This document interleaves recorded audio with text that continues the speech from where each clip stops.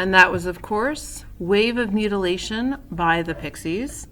Very appropriate for a lecture all about waves. All right. So this is some supplemental material on waves with some visualizations to guide you as we progress towards supplemental 3. What happened? All right. So, and there you can see you've got a light, a beam of white light coming in to a prism, being broken into its different respective wavelengths. Because remember, the index of refraction is wavelength dependent. That's how prisms work, is they take advantage of this aspect of waves in order to refract them out into different wavelengths. And of course, here we've got the auditory system. You're hearing compression waves in air.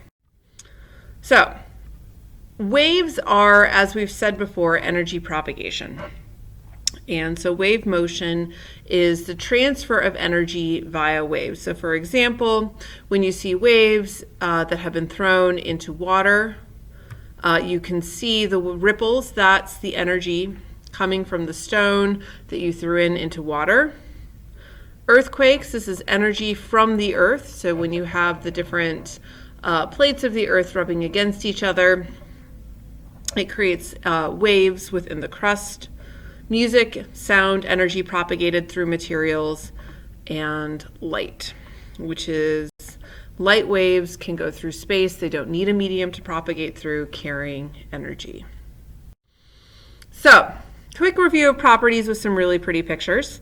Way better than anything I could draw. So you have your wavelength lambda, which is the distance from any point on the wave to the adjacent point with similar oscillations. So this is one complete wave. Amplitude, there it is. Frequency, the number of oscillations or cycles that occur in any given period of time. Typically, we're looking at frequencies on the second range. So here you've got a couple of different waves with different frequencies in the same time window. So here you have just one waves. Here's 1.5 waves in 1 second, and then 3. And period is the time it takes for the wave to travel the distance of one wavelength. So a couple different wave properties. So you have longitudinal waves. Here we've got a longitudinal wave here. And this is the particle motion and the wave velocity are parallel to each other. So sound waves are a type of longitudinal wave. Then you have transverse waves, and this is where I'd normally bring out a Slinky, but a little hard on a narrated PowerPoint. The particle motion is perpendicular to the direction of the wave velocity. So here you've got the wave going up and down. This is where you kind of send a rippling effect through something. And then if you have periodic motion, you've got regular and repeating motion. All right, so quick review of wave equations. Frequency, 1 over period. Wave speed, wavelength over period. And you can see that here. And so there's a couple different ways that we've been going after wave speed, but again, just some pictures to go along with these equations that we've been doing in class. All right, so a little bit on sound waves because we don't really cover too much about sound waves in our class. And after all, loud noises are super fun. And if you had your volume turned up, you probably regretted that decision. All right, so sound waves are longitudinal waves propagated through matter. We are most used to sound waves through air, but other materials transmit sound. So we've talked about sound through metal before. You calculated the speed of sound in hafnium, zirconium, and titanium last semester. So when you have a sound wave, you've got regions of compression and rarefaction. So regions of compression, this is where the particles are pressed together. This looks a lot like those fringe lines that we've talked about before. And then rarefaction is where they're spread out. And so you can hear compression and rarefaction if you hit two tuning forks together. You'll hear the wow, wow, wow, which corresponds to some of that as well. All right, so a couple properties of sound. So just like with light, we see a narrow region of light waves. We also hear a narrow region of sound. There are sound waves we can't hear, like ultrasound. So these are sound waves with a frequency greater than 20 kilohertz. And we use them for imaging. They're much less harmful than X-rays. So here is an ultrasound picture. So fun Easter egg, that is my daughter Esther. And then the speed of sound we've talked about before in air is 344 meters per second. Of course, this is temperature and density dependent. All right, so the sound spectrum, this is the frequencies of sound are plotted on a spectrum. So humans, we hear from here to here, and the pitch is the sensation of frequency of the sound. So there's two main regions. They're related to the human hearing range. So you have infrasound, which is anything below 20 hertz. We can't hear below 20 hertz. Elephants can, dogs can, dolphins can, some fish can. The audible region, 20 hertz to 20 kilohertz. And then ultrasound, anything above 20 kilohertz. So that would be the region where bats can hear, rodents can hear those high-pitched sounds. Dogs and dolphins have huge hearing ranges of sounds. And as we've talked about previously, human hearing is limited by our eardrums. This is the video, we've already seen it this year, where you can determine what frequencies you can hear. Listen at your own risk. I'm not playing it for you now. All right, so loud sounds. Loud is a relative term when it comes to sounds. What you consider to be loud, I might just consider some nice relaxing music to jam out to. Fun fact, I used to have a custom sound system in my 1995 Honda Accord in college. Oh, so intensity is the rate of sound energy transfer through a given area. So it's joules seconds per meter squared or watts per meter squared. The minimum intensity for the human ear. So it needs to be loud enough for us to hear it, have a large enough intensity, but too loud it's going to hurt. So it's about 10 to the minus 12 watts per meter squared, and anything above 1 watt per meter squared would be very, very painful. And sound will travel out equally in all directions. So the further the sound travels from the source, the more dispersed it gets. We've also seen that with light. So if light is radiating outwards, the point of origin is going to be the brightest spot. So you see that with a light bulb. It might be really hard to look directly at particular light bulbs, but if you stand some distance, it's quite fine. The same is true with sound waves. So we measure sound intensity on a scale called decibels. It's a logarithmic scale, so no one-to-one ratios. And a decibel was named after Alexander Graham Bell, which is 1/10 of a bell. And I have covered up Alexander Graham Bell. Oh, well. So the threshold of hearing, so you can hear breathing, which is at the low end. Classroom noise, it's around 65 decibels. Libraries are around 40-ish. Rustling leaves 20-ish. Factories around 70. Trucks 90. Underground trains, they're pretty loud, about 100. Thunderstorms kind of in the 115-ish. Plane takeoff 130. Rock concert 140 or louder. Well, sometimes louder. I've definitely gotten to metal concerts that I think we're pushing it. All right, so, and then if you're just curious, I've included this intensity table with some additional common sounds, just if you're curious, to look at these different intensity increases. All right, so when you send a sound wave through a room, it will bounce all over the room unless you have something to absorb it. So reflection is when a sound hits the surface and is returned, otherwise known as an echo. So echo is basically just a sound being reflected back to you over and over and over again. And reverberation is the sound that is made due to multiple reflections. So one of the things for those of you that are musicians or for those of you that are not, one of the things that will make a particular instrument sound especially beautiful is the reverberations within the instrument itself.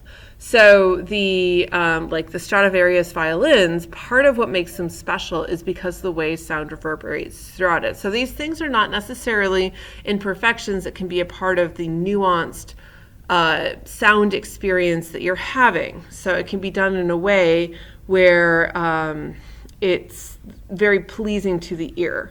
And by the way, this is something that acoustic engineers, very cool job, by the way, take advantage of when they're designing rooms. So I don't know if any of you have ever taken a tour of the Nebraska State Capitol, but the Supreme Court, or the Nebraska Supreme Court, has been designed in a way that sounds coming from the area where people would sit are muffled, and any sound coming from where the justices would sit is amplified throughout the room without the use of a microphone. So, and of course, music halls are designed in a way to make them very acoustically pleasing and interesting in terms of these reverberations. All right, so refraction occurs when sound continues through a medium and it bends. So sound can be warped by traveling through different temperatures of air.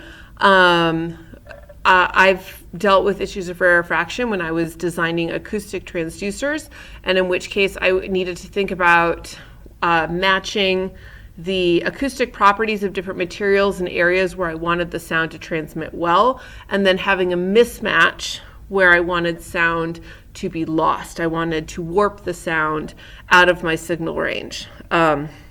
This is not unlike light waves, and when they bend, when they enter different mediums. And as I said before, of course, temperature can impact this as well. And they take advantage, by the way, of the rarefaction of sound to by sending sound waves into areas and listening for how the sound is reflected back. You can learn about sound. You can learn about materials by listening to sound distortions. So, a standing wave. I'm sure you've seen these demos before. This is also where I'd get a slinky out. So a vibration of a system in which some particular points remain fixed while others between them vibrate with maximum amplitude. So this is if you get it something like a jump rope or a slinky vibrating at just the right frequency, you'll see that there'll be certain nodes in it that just seem to be staying in place. So if you want some fun homework, you can attempt this. It's not hard at all. So this effect only happens at specific frequencies called natural frequencies. So if you try to find the nodes, you're going to notice it varies from one object to another. But yeah, very cool. And then of course, this is a part of music. So terms like the first harmonic, second harmonic, third and fourth harmonic, etc., take advantage of this. So when two tones of different frequencies are sounded together, there's a fluctuation in loudness that is of the combined sound. So think about that. We talked about it in light, where we have the light spots and the dark spots. So constructive and destructive interference, the same is true for sounds as well. So you can have these variations. So for example, if you hear something that sounds very dissonant, you hear the wow, wow, wow, wow. Typical of two notes that are very dissonant. I have tuning forks where I would do this. I'm a little worried how this is going to pick up on the microphone, which is why I'm hesitant, but it's something you've heard before. That's what you're hearing, is you're hearing constructive and destructive interference. And this will cause variations in the loudness of the sounds. So when you're learning about destructive and constructive interference in light, you actually have something you can relate this to. It's actually pretty close. So we're going to talk about the Doppler effect in light here shortly, but you're probably very familiar with it in sound. So this is the apparent change in frequency of a moving source. So Doppler effects are relative to the motion of the source and the observer. So for example, you can actually see the Doppler effect here on the water. So the waves behind the boat have been very spread out, and the waves in front have been pushed together. So you'd have a low frequency here, a high frequency here. And so this observer here by the police car, he's hearing the high-pitched sound of the siren as it travels towards him because it's pushing those waves together, generating a higher frequency, and it's now past her, and so that she's hearing a lower frequency. So think about the woo. That's kind of what the Doppler effect sounds like. You've heard it before. So there's a lot of applications for the Doppler effect. So sound waves are directed onto red blood cells to monitor float and detect blockages. And they can tell this by taking advantage of the Doppler effect. And as I said before, we also see it in light, but I've got some slides coming that will go through that in more detail. So just for funsies, I've included a sonic boom. So basically, when a jet flies at a supersonic speed, you get a conical shock wave that is formed. Basically, this high pressure wave will pass an observer and you get a sonic boom. So this happens whenever you break the sound barrier of the medium that you're flying in. So you get this tone and then you hear a sonic boom. By the way, if you want to hear a sonic boom, generate one yourself, crack a whip. That you break the sound barrier in air when you do that. So, acoustic resonance. So here you have some acoustic pictures of guitars. You can see the resonance spots here depending on the resonance they're being played. These are standing wave frequencies. So these are known as resonances. They are a natural part of a material property, and musicians and instrument makers take advantage of that in making music and in designing instruments. By the way, bridges have resonant frequencies, and there was a catastrophic accident that happened in, I believe, the late 1800s, where soldiers were marching lockstep over a bridge and happened to march in the resonant frequency of the bridge. And what happens when you reach the resonant frequency of the bridge is the bridge will actually break. So it's very damaging to do that. And now, as a result, when soldiers cross bridges, they do not march in time, and that is to avoid accidentally marching at the resonant frequency. So in this particular case, this bridge broke because there was a very strong wind that day, and it was not designed as well as they thought, and the wind put the bridge so that it was moving up and down, and it hit the resonance frequency, causing the breakage. All right, so moving from sound into light waves, the purpose of this is to give you some pictures to go along with the concepts that we're talking about as we talk about electromagnetic radiation, and also to give you just some additional things, like I'm going to go into the Doppler effect for light. All right, so interference is a property of all waves. Basically, we've talked about it already, in which two waves superimpose to form a resultant wave of greater, lower, or the same amplitude. So this is what constructive interference looks like. You can see that these waves have increased in amplitude, making them bigger, and in destructive, this has canceled out this, so you have nothing. So that's what that looks like. And here you can see some constructive and destructive interference, even within water waves.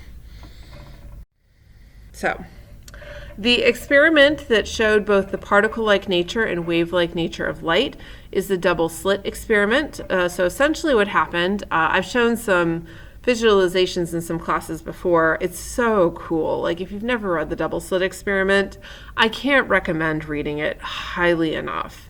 So if you were to send in a bunch of particles through two slits, you would expect that you would get all of these little hit points that would be these dots. So here you've got particles being sent through a double slit. They look like this. You would expect a strike pattern like this. If you send, so for example, you can send water waves through two narrow slits, and you'll get an interference pattern looking like this. So this is what a wave interference would look like for a double slit. When you do it with light, first you see particles, and then you start to see more of the wave-like interference patterns, demonstrating that waves are both particle-like and wave-like in their nature. And you'll see both constructive interference between the light waves and destructive. So these bright spots are constructive. Here's Young's double slit experiment.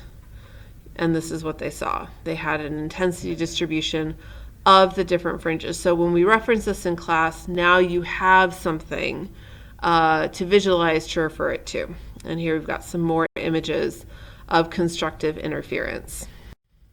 And then the destructive interference, this is the dark spots. So this is where the two waves are canceling each other out. So dark, bright, etc.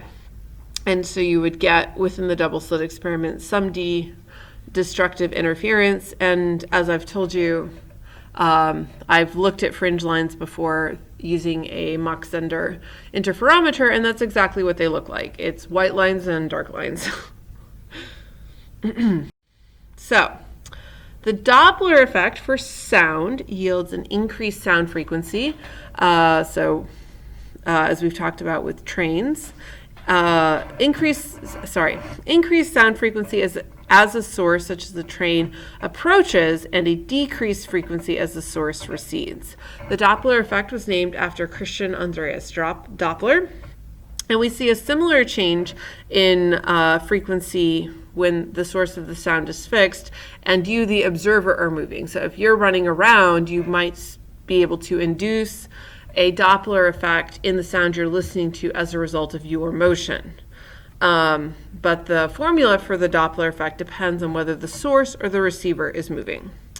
By the way, the Doppler effect in sound would violate the principles of relativity. It's a classical theory because there is in fact a special frame for sound waves.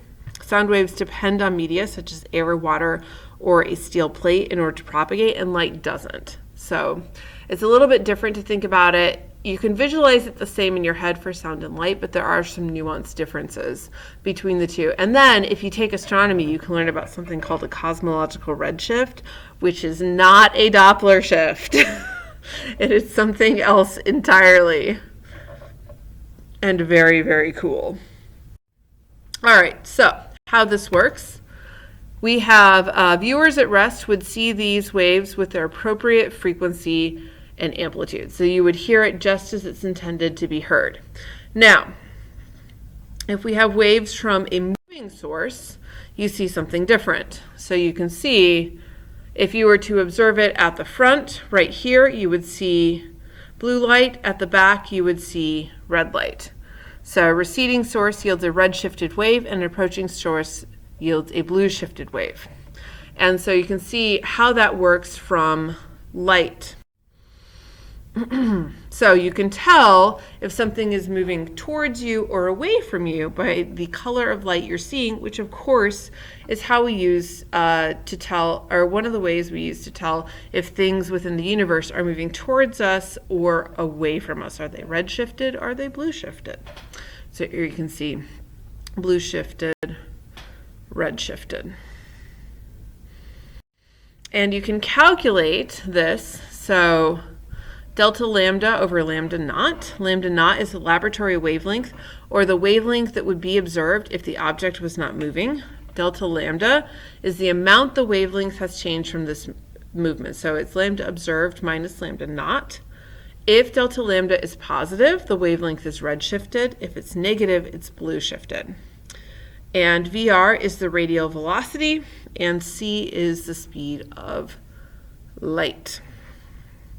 So radial velocity, you can see it here on this diagram. So the Doppler effect allows us to measure the component of a source's velocity along our line of sight. So once again, here is the radial velocity. It's the straight line velocity from the object to the observation point. Doesn't necessarily correspond to the direction the object is moving. So radial velocity in your direct line of sight. We cannot see red or blue shifts that are perpendicular. So for example, suppose that the laboratory wavelength of a spectral line is 760 nanometers, and the observed spectra is 759.8. What is the star's radial velocity? So we know our equations for the Doppler shift, and we know delta lambda is lambda observed minus lambda naught. So our radial velocity is delta lambda c over lambda naught, and you would calculate a radial velocity of minus 789 times 10 to the 4 meters per second, which means the star is moving towards you. So Doppler shifts measured from Earth measure the motion between Earth and the object. So everything is always relative to the observer. So spectra from the star Arcturus is observed from Earth, and we can see shifts related to Earth's motion.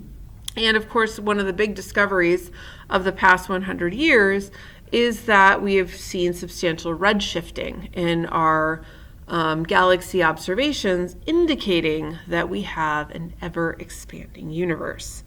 Of course, if you want to learn more about that, take astronomy or take cosmology, because it's way cool.